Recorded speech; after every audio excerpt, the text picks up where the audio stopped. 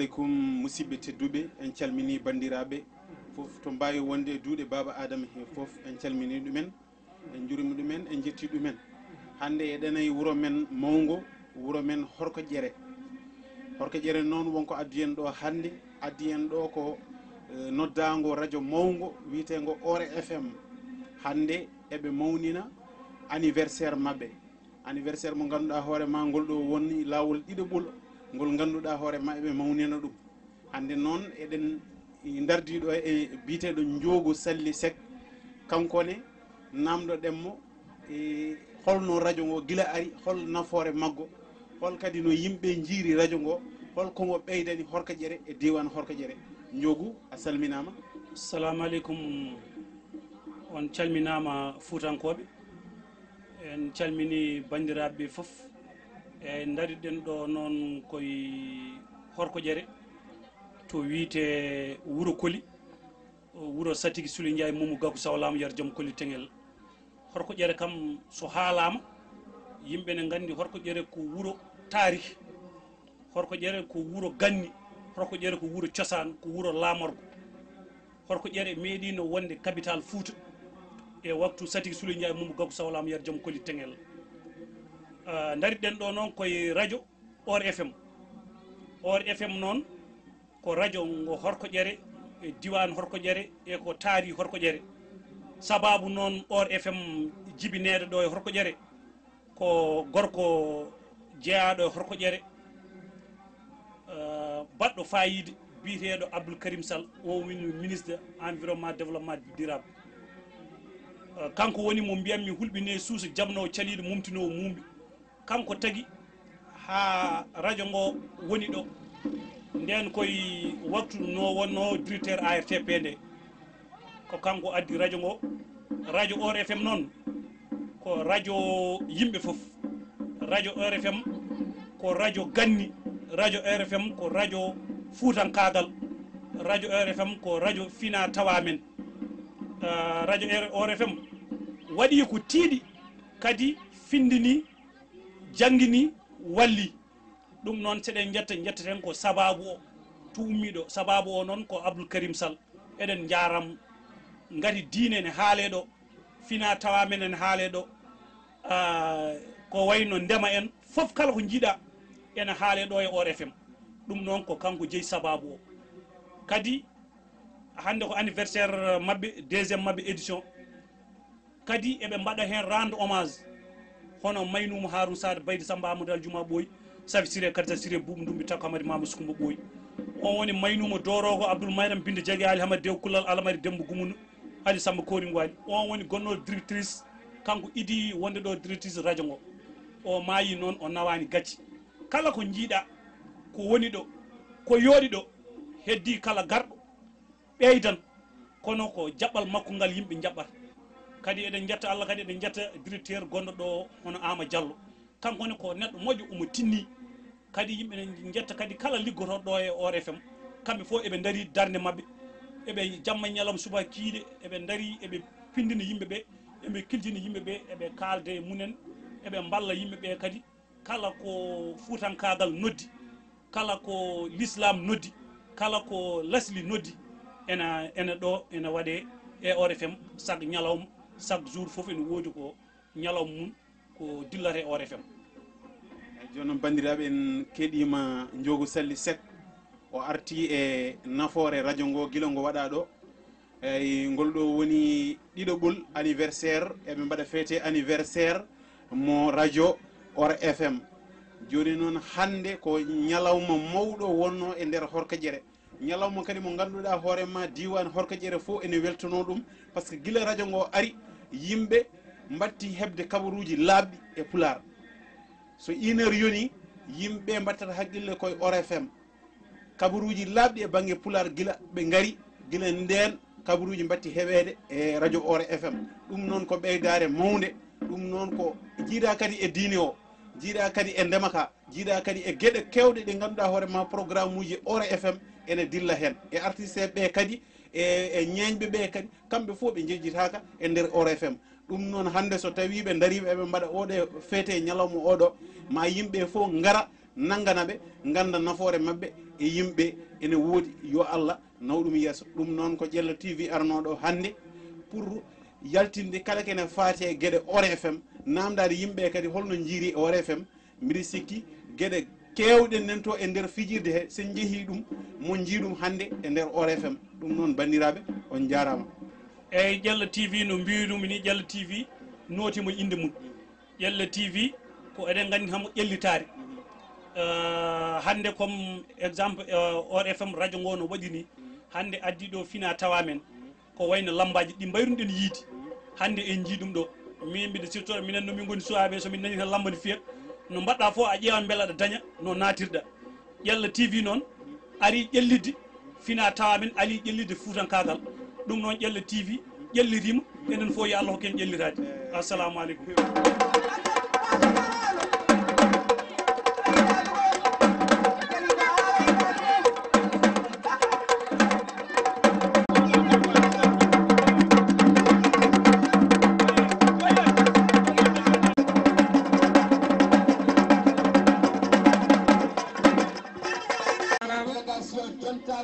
weltaram hande weltaram hande ko programme Horkadiere eko taari Horkadiere gari radio wona wuuro tan jeeyi ko diwaji foof caggal nde calmimi Horkadiere ɓiɓɓe Horkadiere rokkudeɓe ngal ɗo teddugal mi salmini Horkadiere mum mi salmini tuggi almami ha heeɓi joom wuuro mi salmini Dimoye Jiya mi salmini ministre amen Abdou Karim Sall dendagal hilifaɓe jooɗiɗo mi salmini paare o ko Habibou Thimbo on woni paare min goni marem kadi mi salmini mi daadi jammo maire Semme min komi o koye see gummimi ko Horkadiere mbiyanomi Dakar hanki gummimi Dakar garmi addimi ko weltade e teddugal dokkami ngal gari wuuro ma ngo jibiniɗa dañƴa gueɗal so gueɗal kadi ittama tottama a amanta ngal gueɗal ɗum tagui mi amanani ngal gueɗal hanki kirndumi Dakar garmi ɗo addimi ɗo ko weltade e ñalawma he mbiɗimi tardinode bandamen guila Allah ma hanki ha hande koye bandamen gondumi koye bandamen rimo e jiyaɗo e ñeñɗo mi wawa ni haalanteno weltare nde mi salmini bandiraɓe foof mi salmini Ore FM radio ngo wonɓe sababu ha ɗum ɗo kewi woni Ama Diallo mi watta hen kadi jeeyɗo ñalawma hanki o Moussa Harouna Sada kanko wonno mawɗo radio ngo ɓinguel amen sankima min neldima duwaw yo Allah ɓumni jeemako amin gardi ɗo noon e délégation mo ganduɗa min kaldowo e ma o min mbiyeten ko Souleymane Demba Diallo en tant que premier adjoint au maire de la commune de Semme hamin jinno ardude kadi e deuxiéme adjoint Mamoudou Dieng kono Allah waɗi kanko no heeɓi empêchement kanko monsieur le maire Habib Thimbo omo yinno tawtorede o ñalawma omo yinno tawtorede o kikiɗe mais ko empêchement ji tan oɗon gandi ko namaɗo PCA Dakar Dem Dikk donc neɗɗo namaɗo PCA Dakar Dem Dikk hecci hanki tan o jooɗi o waɗi passation de service donc ɗum waɗi o heɓani no arti o neli min ga henna no mbirumi ni min Souleymane Demba Diallo premier adjoint au maire e Amadou Sall délégué de quartier Semme min jogui délégué de quartier ji ko jeegom kanko Amou Salo ko kanko woni délégué de quartier mawɗo mo ganduɗa sukajo kono ko joguiɗo haqqille kañum ardi délégué de quartier ji fof no potiri hamin gardi e debbo tiɗɗo femme dame de fer tiɗɗo moƴƴo jiɗɗo Habib Thimbo vraiment yidde nde ala ko haaji kono madame la conseillère madame la dame de fer Kadia Sy hamin garde musidɗo amen maabo amen mo ganduɗa hande haɓe mbawi wiide ko kanko woni communicateur traditionnel commune Semme wiye Abou Diong vraiment hamin mbiya tan oɗo ñalawma ko ñalawma baɗɗo fayida so tawi mi haali délégation semme o il faut mi haala hen monsieur le maire Ousseynou Ba ko musidɗo oɗo jeeya min kala kadi hono le futur maire de la commune de Orkadiéré hono Alassane Mbengue vraiment ɓeɗo foof musidɓe so ɗum ɓenni en kalat haala ministre hono Abdoul Karim Sall en tant que ministre de l'environnement ministre du développement durable kadi ko ministre mo kooliɗen mo monsieur le président de la république Macky Sall hooli waɗi ɗum ministre de l'environnement et du développement durable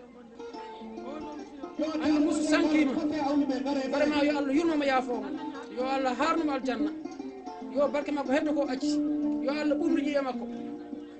yo Allah ɓurnu ƴiye makko yo Allah ɓurnu ƴiye makko vraiment radio ngo min beltanimaɓeɓe monsieur le maire Abib Thimbo weltanimaɓeɓe kanko neli min ɗo hande yomin ngar min mbaɗnamo représenté Allah jarama a jarama merci beaucoup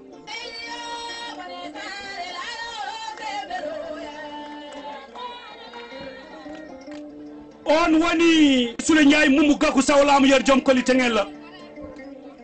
ɓe mbiya nooti haadi fijirde ngaari jinni ɓuuri nootiaji fijirde Soule sa nootiɓe fijirde ngaari jinni yaamu so aluji kaɓe hoore ma sa saframa cella ko mbiɗon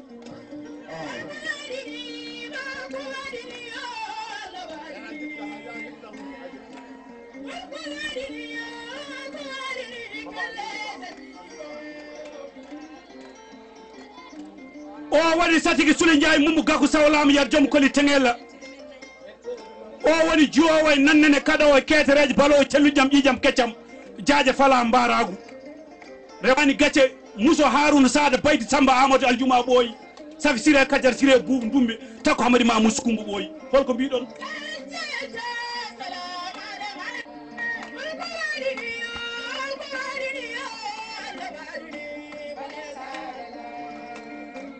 sababu or FM jibinede noon ɗimo doge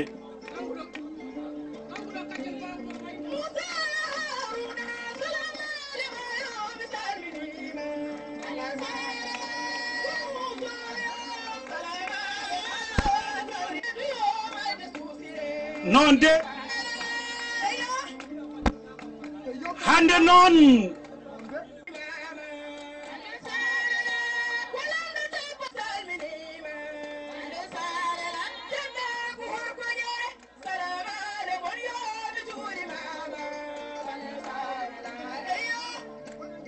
ñalawmo o mo or FM hokki teddungal o holi on oɗon ko dona bamum dona babiraɓe janamɓe semme ko sembinde kono sembe mum ɓeydi kono Habibou Thimbo jibina o woni gorko lomtiɗo baaba mum gila baaba mum ene wuuri dimaɗi ɗi ba makko waɗɗino ena ñaaƴiri e Fuuta ɗi ko on oɗo gorko toroɗo ko ɗum woni ko yimɓe ne gandi o ñaaƴirta nde won noon wonko heɓi ɗum weeɓani ba makko no yonta nde eɗen gandi no udditta station makko nde ko Macky Sall ene woni premier ministre nden président Ablaye Wade kanko no hôtel makko o udditte nde Macky Sall ko président de la république du Sénégal ari udditi nde won noon ba makko won ko waɗi kankone o ari o waɗi ko ba makko waɗi o waɗi ko ba makko waɗani ba makko woni Abou Thimbo yimɓe ne gandi ko gorko to daratono fiyande waɗa tef million heɓeɗo ba makko woni jaatigi yimɓe ne gandi ba makko woni ambassadeur Fuutankoɓe to Zaïre ɗo walla to Angola ɗo walla to Zambie ɗo foof no fotirno kankone eɗen gandi pucci ɗi bonani e jungo makko pucci ɗi daƴani e jungo makko rewɓe awluɓe holko mbiɗon hol yumma ñalawmaji ɗi or FM rokki ɗi o woni debbo ceddo mo mbimi joom lefol kajjal bayo Oumar bayo sali pate bosi ben yetum birom samba feere la metanel bana Moussa mo sangi jeere nyalmango walo Moussa mo muuse taage labba leeri ñaaru Moussa koyel came daado jalete ngeme o woni debbo ceddo joom lefol oɗo Abou Ndiaye kajjal bayo Oumar bayo sali pate bosi ben yetum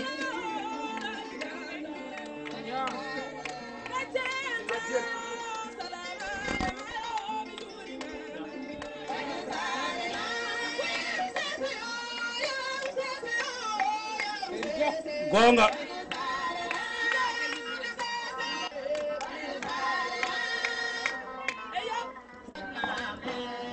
non ay buubu Samba Demmare Samba Jeena Modi Billa yetum birom Samba Doro Bayel o ko gorko ceddo jeeyaɗo e gangel yimɓe ne gandi ko tanum beñu ganda Samba Boubacar Galaji Malade Boupari birom tunda bumel jamire galga jobdi mbaɗani yimɓe ne gandi oɗo gorko ceddo ko dariɗo fore ceeɗ ndimagu o haɗi jasol limbudi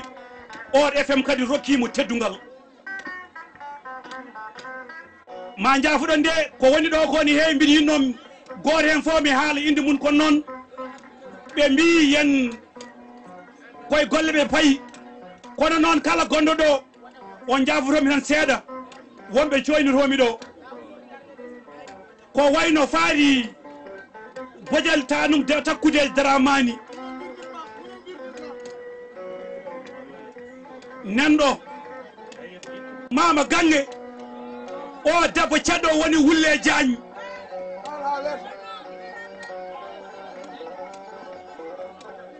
tanum yimɓe ne gandi ko tanum suki bine Ali Hamad Tugani Sule Hamad Paji juuɗe e dañcaji moƴƴi birniteyam ɗo mi yiyata no fewi lampaji ɗi mbiɗe soyno ɗo moƴƴo Bokara Amadou Hammadou moƴƴo Galapadi koɗum mbañ guilen Hammadou Kumbaji saw kude memba wali ndaw o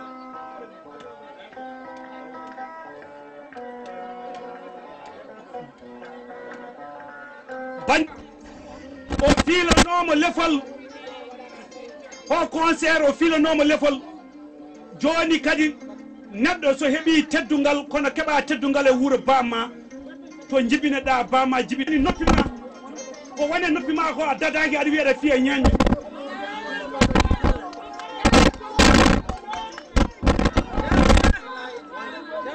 ɗum ɗo ko golle keɓata ɗum ko jibinande moƴƴere heɓata ɗum jiɗɗo heɓde ɗum foof gollan golle tiiɗe heɓa ko keɓɗa haw neɗɗo yimɓe ne gandi habba dagala min daga jam Coumba Samba Ali Molo hamme takko marantase joom mbongo suba kay kantor mbongo ala sora e kantor mbolo fabba gakko ñalama e daadi fara jullade fuji besma daga ɓuuri hettu mum nde won noon so konu ma so yimɓe jii hen hono ɓeɗo worɓe ene cuusoto no fewi coordinatrice nan ɗo takkima tanum takko wola Dembo Silemani Malli Coumba Sile Hamadi Samba Gallo saw Coumba Jeena Modi Billa yetum birom Samba feere hamme tanel bana Moussa mo sangi jeere ñalmango walo Moussa mo musitage labba leeri ñaaru walo Tullayi Boubou Samba Demmare Samba Abdoul Boubou hamme suki bine Ali Hamad Tugani Sule Hamad Paji juuɗe en dañcani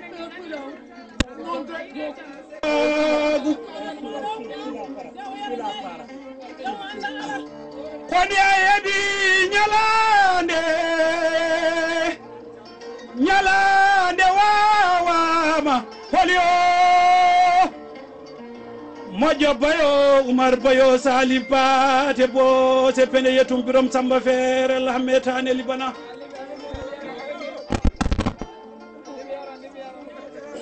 ko waɗi jeeri fo bandane waalo ko waɗi waalo fo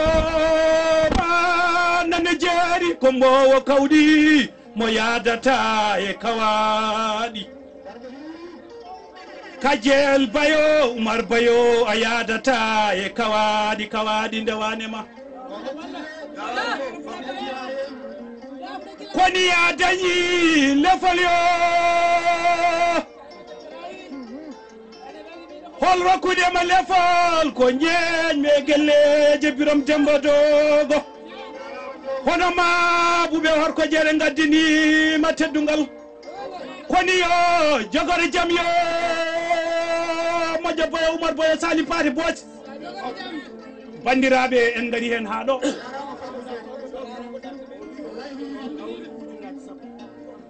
bandiraɓe awluɓe Ngenar maayo waɗi ndiyam moƴƴo Boyo Oumar Boyo o wi hokki on ujunnaje 10 ndimagu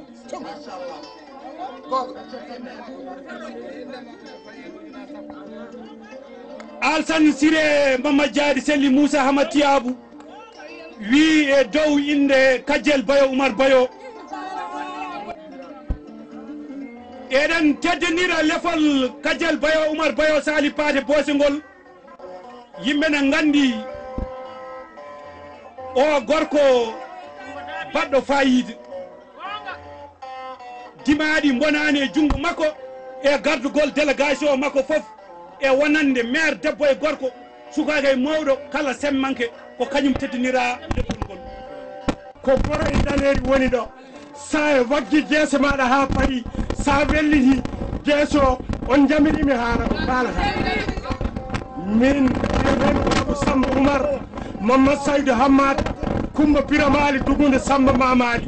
Abou Amnata Mbaye julde e Lamine julde gawƴowo dañama mayde woppani Sogo Siré Ali Alpha Daouda Demba Seydi Ali Mata mboɗere ɓende feela suuɓe awdi sappore gatamare hol ceernam jangguinnemi cañirgal hol gonɗo ceernam wiyete ko Racine Sogome hol Racine Sogome jeeyahu Juli Samba Imayel Jeeri ko Mamoun Kadial Sogome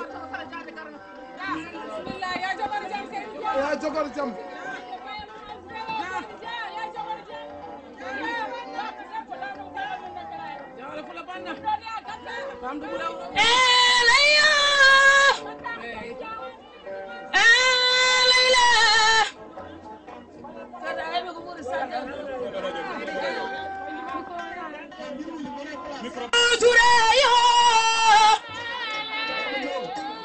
micro tabona file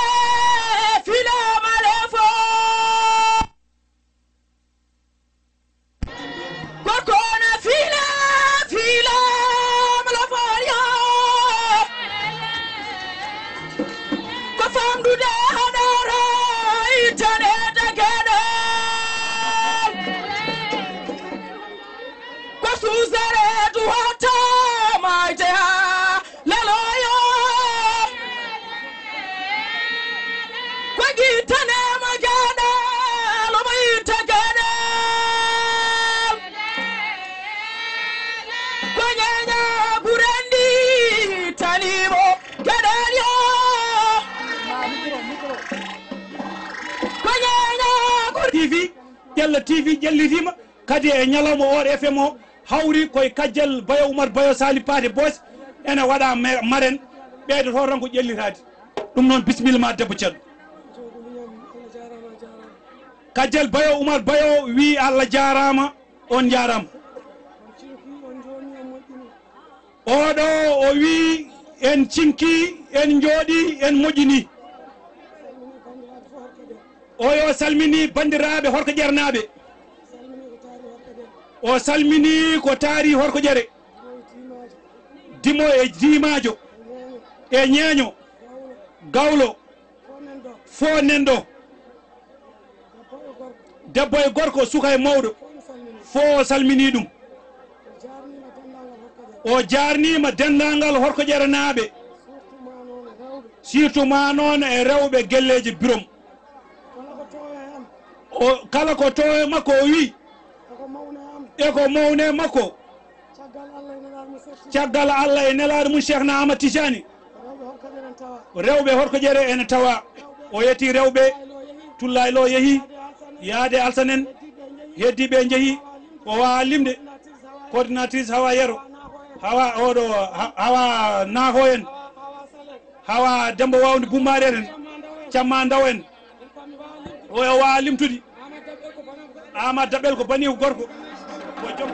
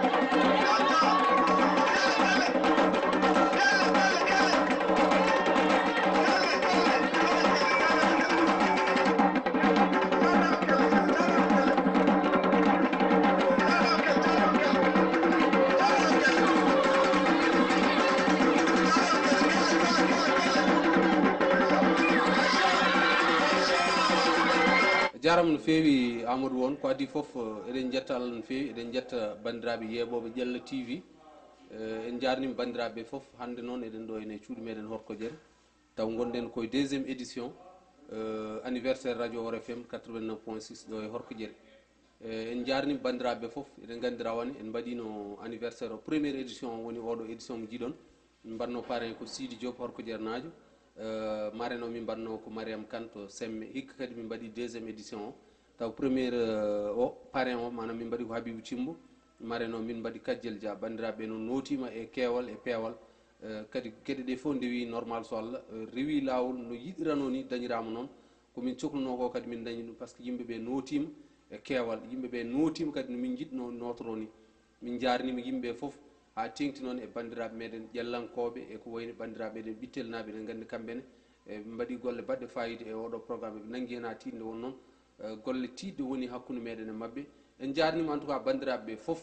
kala to neɗɗo wawno ummade min jiiɗum min jarnima ɗum min jarnima noon Amadou won bandiraɓe men Mauritanie surtout maire Oumar Gorbal Sy e délégation muɗum timmuɗo ari ɗo e gardugol ba Penda Sidi Asada Adama e wondi mum kamɓe fof en tout cas min jarnimaɓe min jarnima noon personnel haalirde nde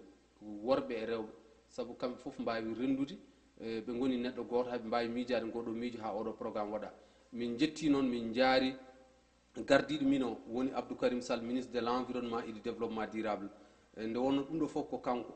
caggal Allah ene laaɗa mum ko kanko woni fof kanko addi ɗo haalirde nde kanko waɗi feere minen wonɓe ɗo ɓe fof min jiitodiri o rokki min kadi vraiment o rokki min daawal timmungal woni holɗum o rokki min gollal ngal kadi o waddani hen yurnitare o wimin yomin gollo kala no min gollori ene fewnitimo min kalnimo programme o no amin jiiɗi wadde anniversaire o nangui hen waɗi hen jungo makko min jarnimomo min jarnima Alsane Mbengue Hawwayra Sall e Kajjel Dia min jarnima aussi Housseyni Ba baɗɗo hen golle baɗɗe fayida min jarnima aussi Alsane Mbengue e dendagal bandiraɓe wonɓe AKS foof min jettiɓe min jaariɓe annene Amadou won Allah jarama jarama mbiya yimɓe kadi wotoɓe jejjit wadde abonné e on ɗon scène mo ganduɗa wiyete ko Ƴella TV ko scène vraiment baɗɗo fayida no fewi kadi baɗɗo qualité nde wonno ko ɓuuri sohlede ko caméra ji moƴƴiɗi son baɗɗo fayida foof nan toon dendagal bandiraɓe kala cérémonie mo neɗɗo jogui ene wawi yaade toon e Ƴella TV jokkodira e Amadou won e dendagal équipe mo liggodtowo foof yimɓe ndenda golle ɗe mbaɗa fayida no fewi Allah jarama on jarama min jettima no radio OR FM kadi yettima minen fof min jarnimama yo Allahu lamɗo rokken kadi wattudnimo wuuri eyyi mujibu ñalawma o ko adi foof min jiɗno ko yitodirde par ce que minen gollotoɓe haalde nde hen woɓɓe ko lewru foof ko lawol gotol jiyodirta min jiiɗi noon wadde hono ni min mbaɗa anniversaire min ñalda min kirda min mbalda ɗum woni retrouvaille minen fof min jiitodira woni fandare noon ko ƴewde holno min gollorto woni holɗum holno min tamborto radio ngo ha yaha Abdou Karim Sall addani min radio totti min radio ngo wiya min gollo kono noon holno min gollorto il faut min jooɗo min jewtide min mbaɗa programme uji honni caggal oɗo anniversaire amin piiɓi wadde ko wiyete ko antenne décentralisé min tello e guure ɗe surtout guure gonɗe e dowri ɗe min ƴeewa beele ma wor ko min kaali toon laamu ngu wallaɓe joomen joguiɓe caɗele ndiyam joguiɓe caɗele courant joguiɓe caɗele laaɓi taw radio ngo ne wawi wonde sababu ha jomumen keeɓa programme ko ɗum kam woni muujiba ñalawma hannde mo min mbaɗi o Amadou Won eyyi ɗum kam mi sikku jarani keɗen mbaɗa ni par ce que enen yimɓe men kewani wadde ɗum saabu mbiɗa heewi wiide mbiɗa heewi haal ɗum ɗo e radio he mbimi hannde sen jii yimɓe joguiɓe ko wayno Ƴella TV Amadou Won hannde nanɗo ƴetti kalis kewɗo no waɗi e nder wuuro he kalis kewɗo no waɗi e golle he vraiment ene gollo golle baɗɗe fayida ɗum noon yimɓe ponno wawde darade e walliddemo hono gueɗe ayi radio ngo nanɗo so wona goto biyeteɗo Ousmane Bari waɗi ɗo fayida mawɗo neldi min ɗo gueɗe kewɗe worti ɗum ko Samba Gadio kañum addani min ɗo ordinateur ko ɗum tan woni ko ngakkaɗen yimɓeɓe yo mballu en ngala usine aji mawɗi par ce que joguiɗen ɗo tan ko phosphate o kadi yettaki yimɓeɓe walla taw ko yimɓe goni jottaki phosphate o donc en jiyani hay nafoore wotere mo waɗi ɗo hen pour wawde dusde téléji mbaɗi ni pour wawde dusde radio ji ɗi ɓe dusani hay goto ɗum noon eɗen mbaɗa erago tan wiide yimɓe ko woni Dakar ko ene heeɓo ɗo ko woni Thiès ko woni Kaolack ko ene heeɓo ɗo saabu ko talent o sohla ko jangde nde sohla ko hagguilantagal ngal sohla ko matériel moƴƴo sohla foof nanɗo ɗum noon eɗen eero bandiraɓe foof yo ngar ballodira e meɗen ha mbawen gollade ko jiɗɗen gollade ko Amadou Won